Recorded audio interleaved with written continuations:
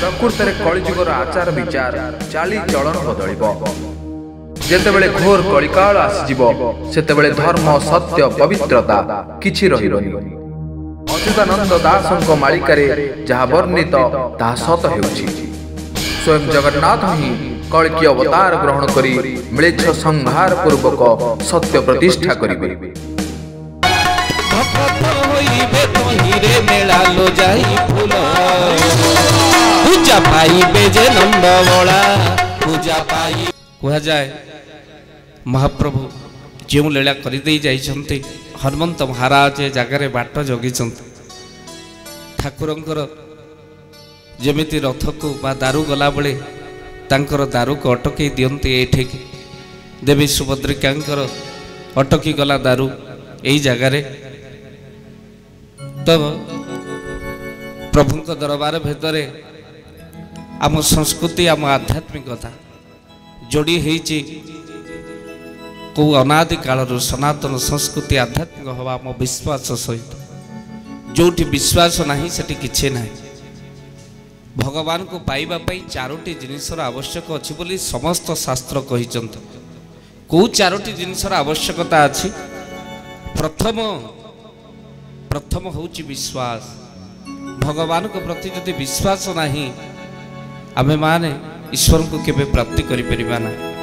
तेणु भागवत कहले कहई जगन्नाथ दास मूलटी अटई विश्वास तापरे मालो भक्ति। भक्ति नथिले भगवान को कई पाई परिबे नाही। भक्ति पुणी जाग्रत केमिति हबो ओडिया भागवत कहिचंती कोन कहले कहले से पाद जागु दया करे भक्ति जन्मे ताहु धरे राधे गोविंद गोविंद गोविंद पाठु गळुछि मकरत से पाद जागु दया करे भक्ति जन्मे ताहु धरे राधे गोविंद गोविंद गोविंद पाठु गळुछि मकरत कहले से पाद जाकु दया करे भक्ति जन्मे ता हृदय।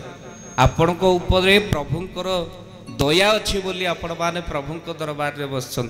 से पाद जाकु दया करे भक्ति जन्मे ता हृदय। पादर दया अछि।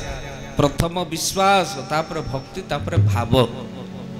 आउ मा विश्वास भक्ति भाव आउ प्रेम न हेले ईश्वर मिलती नहीं। चारोटी जिनसर आवश्यकता अच्छी भगवान को प्राप्ति पे सबुतिक एकत्रित करी आम्भे बाहर बसीचे। तो जाऊ ये कुशभद्रा नदी तट लीला हो बोली महापुरुष लिखिथिले आउ आज ताहा पूर्ण होइछि।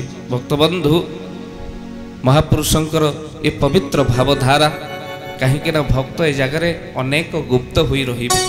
महापुरुष कौन कहले कहले भक्त रहिबे गुप्त होई ताहाकु केई जे चिन्हिबे नाही।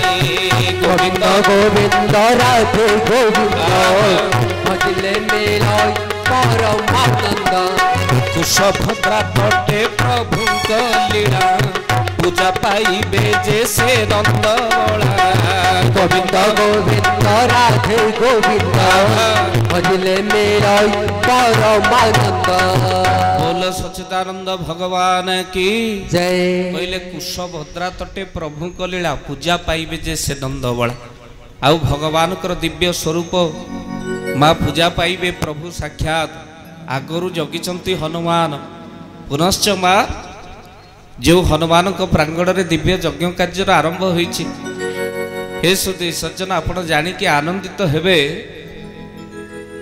कहा जाए माँ पांचटी गाईर जेतिकी बल गोटे बलदर सेतिकी बल आउ पांचटी बलदर जेतिकी बल गोटे षंढर सेतिकी बल बा गोटे वृषभर सेतिकी बल। 10टी वृषभर जेतिकी बल गोटे घोड़ार सेतिकी बल।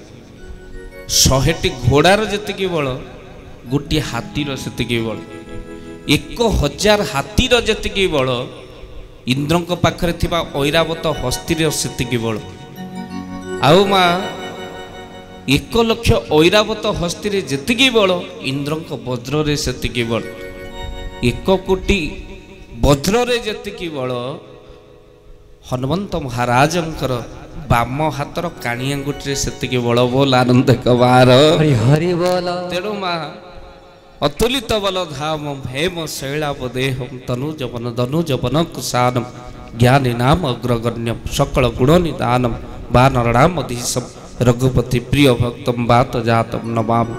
ଭକ୍ତବନ୍ଧୁ ଯାହାଙ୍କ ଭିତରେ ଅଷ୍ଟସିଦ୍ଧି ଥିଲା, ଯାହାଙ୍କର ନାମକୁ ଧରିଲେ ମଣିଷ ସମସ୍ତ ସଂକଟ ଦୂର ହୋଇଯାଏ, ତାକୁ ହିଁ ହନୁମାନ କୁହନ୍ତି। ଆଉ ସେ କ'ଣ ଭଲ ପାଆନ୍ତି ଜାଣିଛନ୍ତି? କଳିଯୁଗରେ ହନୁମାନ କ'ଣ ଭଲ ପାଆନ୍ତି? ଆପଣ କହିବେ ଜପ ତପ ଧ୍ୟାନ ଧାରଣା ତପ ସମାଧି। ନା, ହନୁମାନ କ'ଣ ଭଲ ପାଆନ୍ତି? ପୂଜା ବ୍ରତ ପୁଳାଇ ଫଳ ନେଇକି ତାଙ୍କୁ ସମର୍ପଣ କରିଦେବା, ତା ନୁହଁ। ହନୁମାନ ଚାଳିଶାରେ ଲେଖା ହେଇଛି, କ'ଣ କହିଲେ? ପ୍ରଭୁ ଚରିତ୍ର ଶୁଣିବେ କୋରସିଆ राम लखन सीता मन बसिया। श्री राम जय जय राम संकट मोचन जय हनुमान। प्रभु चरित्र सुनिबे रसिया राम लखन सीता मन बसिया। श्री राम जय जय राम संकट मोचन जय हनुमान।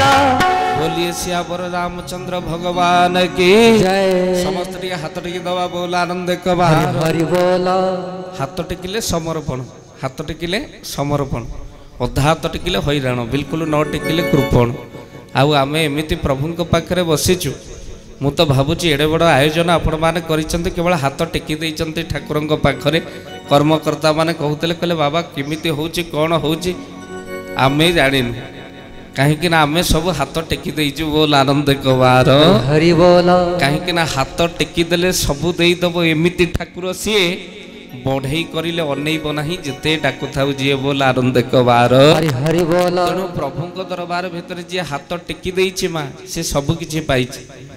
भक्तबंधु कलिजुगर कराल गति महापुरुष लिखिथिले आउ समय नाही, बेल आगरु प्रभुଙ୍କ नाम गुण कीर्तन कर, आमिष को छाड़ी हिंसा को छाड़ी पर द्रव्य को लुंठन को छाड़ी भगवत प्रेम रे मच, कहीं आउ समय नहीं माँ। एक कथा मु कहूनी महापुरुष लिखिथिले, कौन कहिले?